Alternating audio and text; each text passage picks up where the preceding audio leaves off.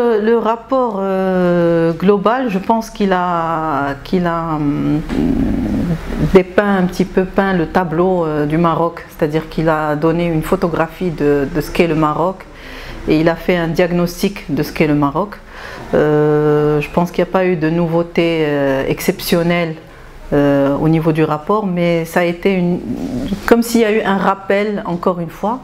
Le dernier, c'était celui qui avait enclenché l'INDH, et aujourd'hui c'est le rapport qui après une quinzaine d'années revient avec un nouveau diagnostic qui a été fait par une commission qui a été choisie par Sa Majesté Mohamed VI, que Dieu l'assiste. Et cette commission, elle est venue renforcer l'idée que nous avons déjà de ce qui se passe au niveau de notre pays, que ce soit au niveau économique, social, sociétal, environnemental, etc. Donc c'est bien. Moi je trouve que faire un tel rapport, c'est bien, parce que ça nous donne à réfléchir, ça nous donne aussi des pistes de comment on voit notre pays dans une quinzaine d'années, et comment on espère transformer notre pays si on mutualise tous les efforts des Marocains, et si on arrive grâce à ce rapport à essayer de, si vous voulez, renforcer les liens entre les Marocains pour qu'on avance ensemble main dans la main, avec ceux qui sont en haut, ceux qui sont en bas, ceux qui sont au milieu. L'essentiel, c'est qu'on trouve que notre objectif commun, c'est qu'on aille vers un Maroc prospère et un Maroc développé, et je pense que rien que pour ça, ce rapport est positif. Que dans toute nation, une nation est constituée par son capital humain. Donc je pense que si on doit focaliser nos efforts aujourd'hui, c'est comment développer notre capital humain.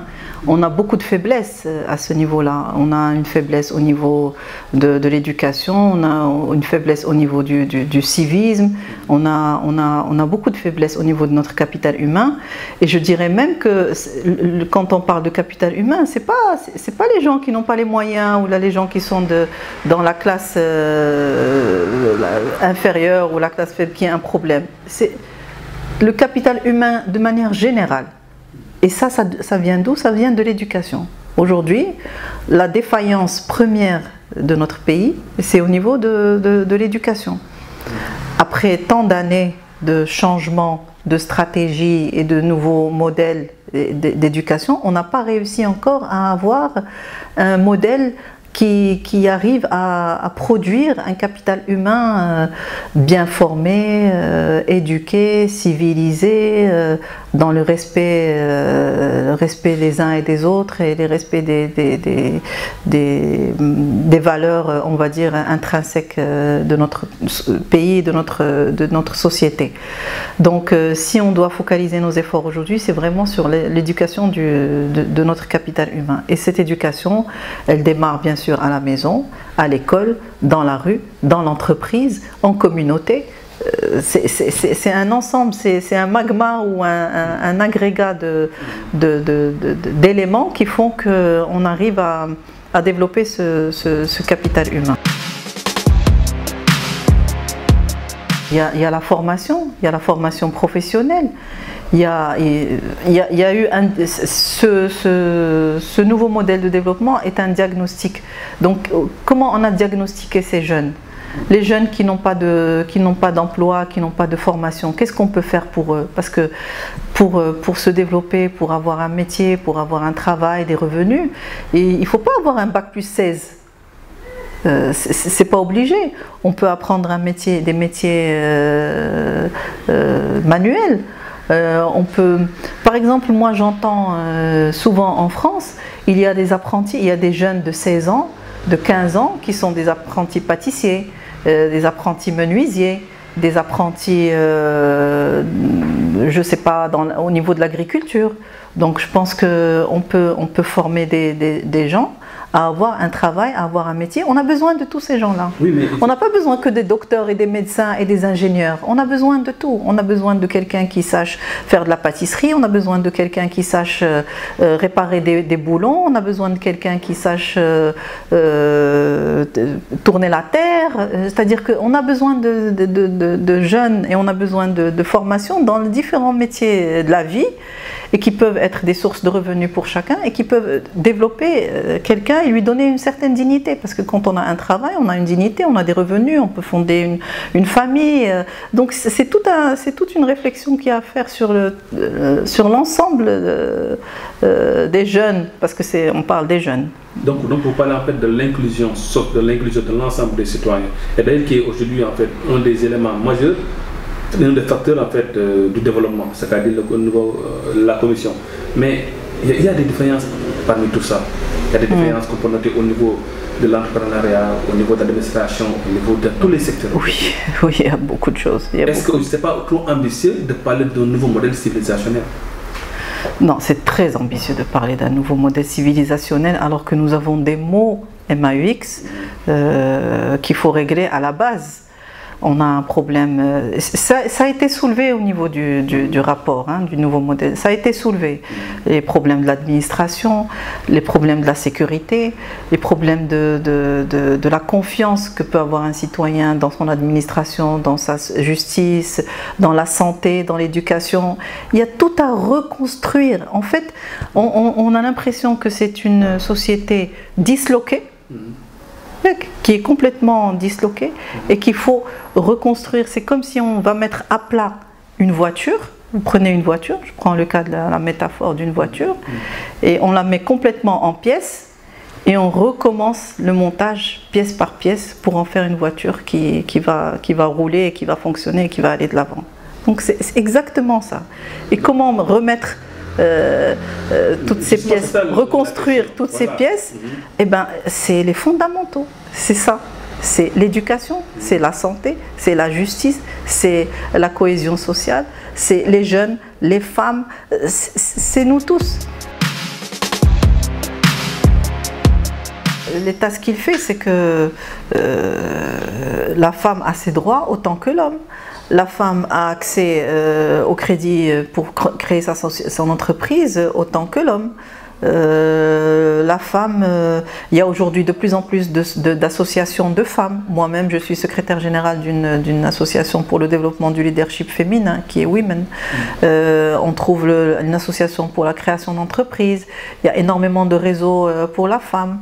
Il y a énormément de fonds internationaux qui sont donnés au Maroc pour développer la femme, pour l'autonomisation de la femme, pour le développement de la femme rurale, pour la création des coopératives, pour un certain nombre de choses. Mais il faut aller recruter ces femmes. Est-ce que ces femmes ont envie? C'est ça la question. Est-ce que ces femmes ont envie de s'impliquer dans la vie économique et dans la vie dans la société marocaine? Est-ce que certaines n'ont pas envie juste de fonder une famille et de se retrouver, de gérer ça aussi, je ne dénigre pas ces femmes-là. Ça aussi, c'est un travail. Je pense que si la femme a envie d'aller dans quelque chose, elle peut le faire. On doit trouver peut-être plus de femmes en politique. Il faut peut-être plus de rôle modèle, parce que peut-être que la femme ne s'identifie pas à la femme marocaine elle-même. Par exemple, une femme n'arrive pas à s'identifier à une femme qui est chef d'entreprise ou à une femme qui est patronne. Donc il faut peut-être des rôles modèles dans des femmes qui ont réussi dans l'associatif, qui ont réussi en tant que coopérative, qui ont réussi dans l'agriculture, une femme qui a réussi dans la couture, une femme qui a réussi dans la cuisine. Moi je dis toujours ça. Parce qu'il ne faut pas qu'une femme, elle voit toujours la femme chef d'entreprise, je veux être comme celle-là. Non, je vois une femme qui est chef cuisinière, ben pourquoi pas.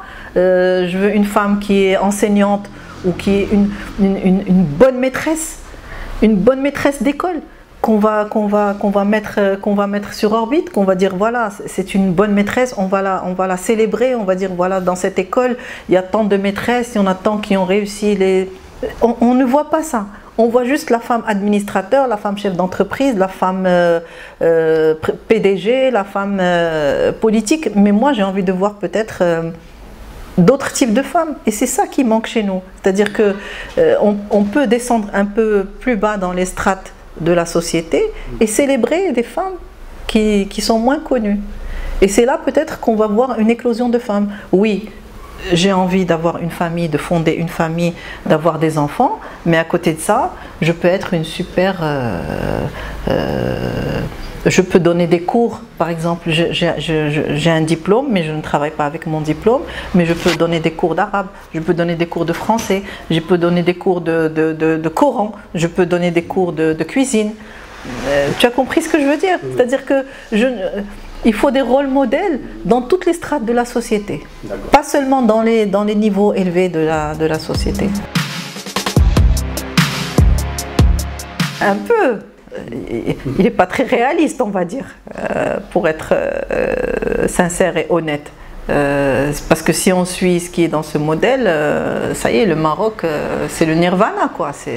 Tout le monde voudra venir vivre au Maroc parce que ça veut dire le pays idéal, que ce soit dans sa région ou dans le continent, etc. Par contre, oui, le Maroc peut décoller s'il apprend des leçons du Covid. Et la première leçon du Covid, c'est la digitalisation, c'est le numérique. Je pense que c'est le premier élément sur lequel on doit réfléchir et vraiment mettre en place peut-être des stratégies, que ce soit au niveau de notre gouvernement, au niveau du public que du privé, au niveau de l'enseignement. Il faut que dans l'enseignement, on intègre à fond le numérique. Aujourd'hui, je ne sais pas, à l'école, est-ce qu'on enseigne le codage aux jeunes? Moi, je sais que dans des missions étrangères, on apprend le codage à des jeunes de 7 ans, 8 ans, 9 ans. Donc il faut que le numérique fasse partie intégrante de l'enseignement et du système éducatif marocain public depuis le jeune âge jusqu'à la fin de ses études. Parce que je pense que c'est le b.a.-ba aujourd'hui pour le développement d'une société. Et je pense le numérique, c'est quelque chose qui est... L'agriculture aussi. On a compris qu'avec le confinement, avec la fermeture des frontières, avec que l'autonomie dans l'approvisionnement était important. Donc notre agriculture, il faut vraiment, il faut la développer, il faut aussi la rendre plus moderne, la moderniser, parce que c'est important. Notre industrie, qu'est-ce qu'on peut faire pour notre industrie? Aujourd'hui, on est les champions de la sous-traitance, mais est-ce qu'on peut être des industriels, des vrais industriels? Parce que nous ne sommes pas un pays industriel, nous sommes un pays sous-traitant. C'est différent. Comment on peut le devenir? On a vu par exemple au niveau de la santé, au niveau pharmaceutique, on n'est pas capable de produire un vaccin, alors qu'à l'international, c'est des Marocains ou c'est des chercheurs qui ne sont pas forcément occidentaux. Ils le sont par leur nationalité, mais ils ne le sont pas par le sang. Alors est-ce que ces gens-là, on peut pas, si ces gens-là ont démarré leur éducation au Maroc, pourquoi on ne peut pas ici développer la recherche et développement pour avoir nos propres médicaments, notre propre agriculture, je ne sais pas si vous comprenez ce que je veux dire. Donc il faut qu'on s'autonomise. On a les potentialités, on a la possibilité de faire ça. On n'a peut-être pas la volonté.